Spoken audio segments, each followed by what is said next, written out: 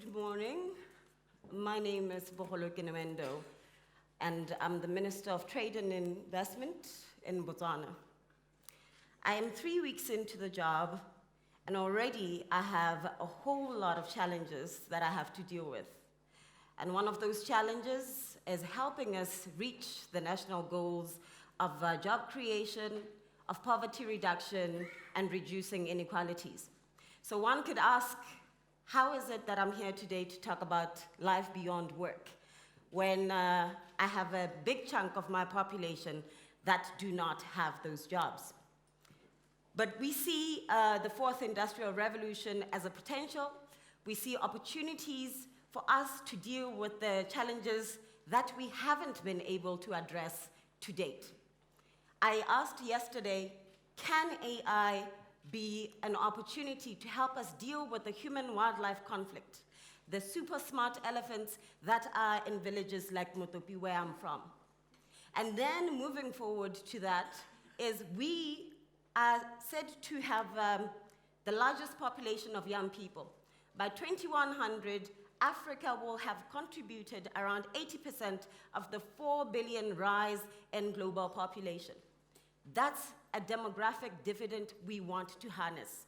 When you're looking in different countries about reskilling, we are talking about skilling. There's an opportunity there for yourselves as business people. There's an opportunity there for young people who are innovating, because we recognize innovation and productivity are those keys that will unlock high growth and lead us and catapult us to be a high-income country. We are in Africa. I am from Botswana. We want you to come and invest in Botswana and unlock the possibilities that are there in the fourth industrial revolution. We talk about the digital divide. We're scared, but we see the opportunities. We are looking to work together. It's not a government challenge. It's not a private sector challenge. It's everyone's challenge. Do we see a future where those that have been traditionally left behind in being more inclusive? And I say yes. We expect that from everyone. It's about impact. And AI, the fourth industrial revolution, will help us to that place. And I thank you. Let's invest in Botswana, invest in Africa.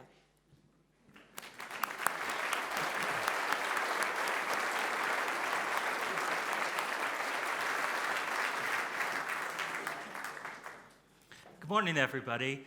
My name's Matt Flynn. I'm the director of the Center for Research into the Older Workforce in the UK. Now, I'm not going to bore you with a long lecture on aging demographics. You'll have to come to my session in the afternoon for me to bore you on that.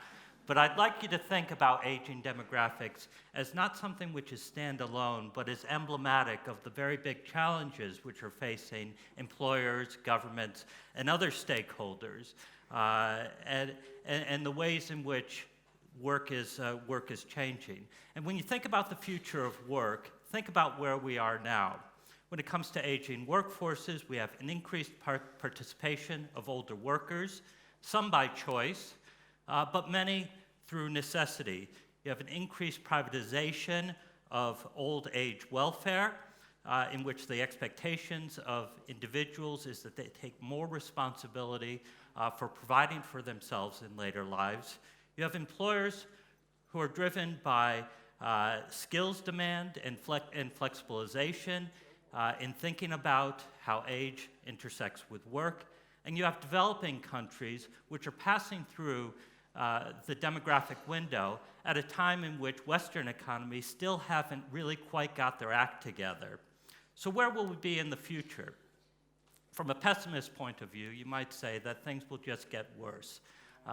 There'll be increased stratification of the older workforce, in which you have a few at the top who have many opportunities, who take advantage of employers' expectations and demands for work for older workers. But you'll have many at the bottom who are in jobs which don't maximize the use of their skills and knowledge. An optimist point of view is to think of the labor market as more of a clearinghouse for older workers' skills, in which older workers can be deployed into new jobs which make different uses of their skills and knowledge. But and additionally, in which technology is used as complementary and not substitutional for older workers. And what is needed for this to happen? Well, there are three things. One is older workers need better resources to manage their careers. And things like career development, HRD, and so forth is not just for younger workers, but for everybody. Technology needs to be used in new ways so that it complements the skills and knowledge that older workers have. And finally, there needs to be better coordination between employers, governments, trade unions, and other stakeholders to mobilize the skills and knowledge of older workers.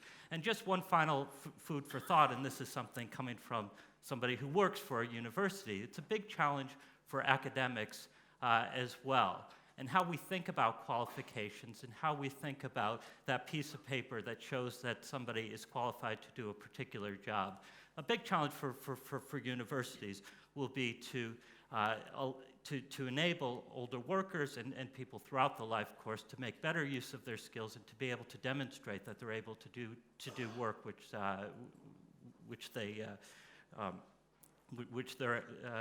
which their skills mobilize them for. So thank you very much. I look forward to the next couple of days.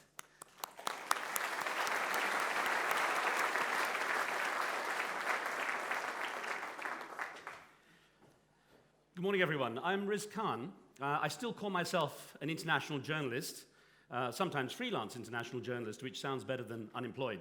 The thing is, I started to question, really, the validity of what I do. Last night, in the lounge, I was catching up with one of the students, and we were talking about technology.